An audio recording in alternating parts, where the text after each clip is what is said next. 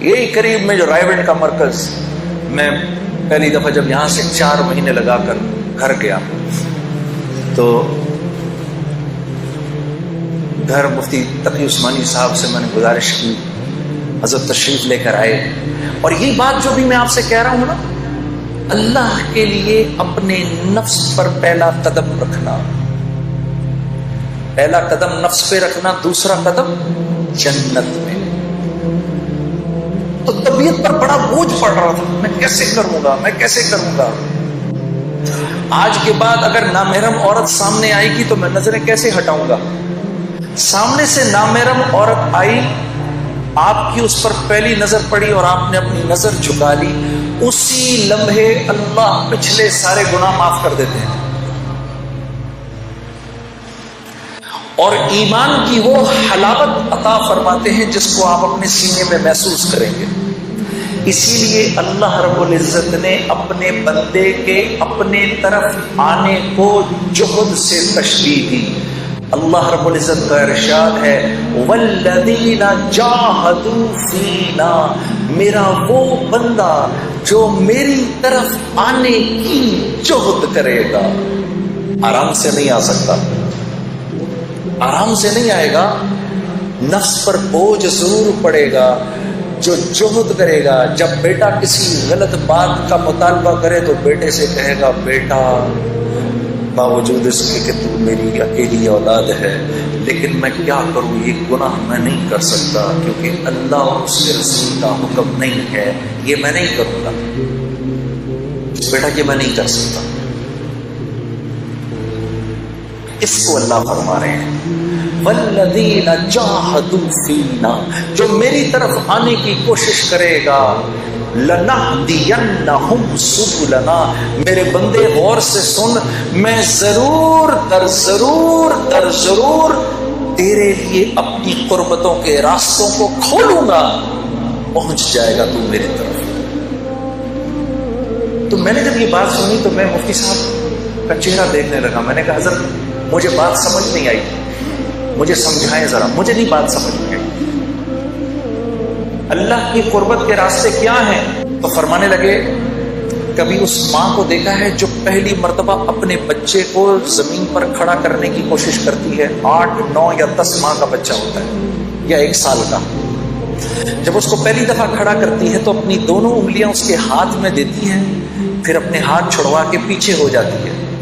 اب بچہ ماں کی طرف بڑھنے کے لیے پہلا قدم اٹھانے لگتا ہے، ابھی پہلا قدم اٹھا نہیں سکتا، ماں فرتے جذبات میں دوڑ کر اس کو پھر گلے لگا لیتی ہے۔ جب بندہ اس بات کا عزم کرتا ہے میرے رب تو کتنا میرا کریم رب ہے، اب تک میں نے کتنا تجھ کو ناراض کیا، آج کے بعد یا اللہ میں تیرے حکموں کو نہیں توڑوں گا، میں پوری کوشش کروں گا کہ یا اللہ میں تیرے حکموں کو پورا کروں، کمی بیشی رہ جائے تو معاف کر دینا۔ جب وہ یہ ارادہ کرتا ہے تو اللہ رب العزت دوڑ کے آ کے اپنے اس بندے کو سینے سے لگا لیتے ہیں۔ ارادہ ملک کا بادشاہ، ملک کا حکمران ابھی اس بات کا ارادہ کرتا ہے، وہ جھوٹے منہ کہتا ہے، جھوٹے منہ میں اس ملک میں اللہ کے حکموں کو پورا کروں گا، اللہ کی مدد براہ راست اس کے ساتھ ہو جاتی ہے۔ جھوٹا ارادہ، اس کا کوئی ارادہ نہیں ہے۔ جب ہم کہتے ہیں نا حسبی اللہ، سوچے سمجھے بغیر ہم کہیں نا حسبی اللہ، بس اللہ میرے لیے کافی ہے، اللہ کافی ہو جاتا ہے۔ حسبی اللہ لا الہ الا هو علیہ توکلت وہو رب العرش العظیم۔ میرے دوستو یہ وہ دعا ہے جو دن میں اگر کوئی 7 مرتبہ شروع میں اور 7 مرتبہ شام میں اس دعا کو پڑھ لے پورے دن کے لیے، اور یہ وہ واحد دعا ہے جس کے بارے میں اللہ کے نبی نے فرمایا یہ میرا کوئی امتی اگر دھیان کے بغیر بھی پڑھے گا اللہ سارا دن اس کے ساتھ ہو جائیں گے۔ حسبی اللہ، میرا اللہ میرے ساتھ ہے۔ کبھی اکیلے میں بیٹھنا،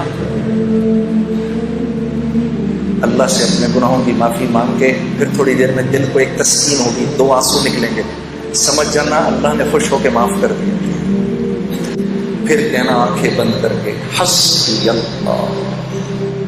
پھر یاد کرنا کہ بھائی نے کہا تھا یہ بات، ساری دنیا کا مزہ ایک طرف، یہ جو دو بول تم بولو گے حسبی اللہ، اللہ ایسا سکون دل میں دیں گے کہ تم کہو گے دنیا کی دولت بھی اس کے آگے ہیچ ہے. حسبی اللہ.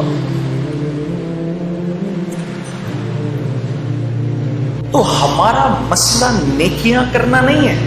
نیکیاں تو ہیں، دیکھو کتنا بڑا مجمع آ گیا جمعہ پڑھنے کے لیے، باہر بھی کتنے بیٹھے ہیں. ہمارا مسئلہ نیکیاں کرنا نہیں ہے، ہمارا مسئلہ برائی سے بچنا ہے. برائی سے نہیں بچا جاتا. برائی سے بچنے کا کیا مطلب ہے؟ کیا گناہ نہیں ہوں گے؟ نہیں، گناہ ہوں گے. برائی سے متقی کون ہے؟ وہ جو گناہ نہیں کرتا؟ نہیں، متقی تو وہ ہے جو گناہ کرتا ہے فوراً معافی مانگ لیتا ہے. یہ متقی ہے.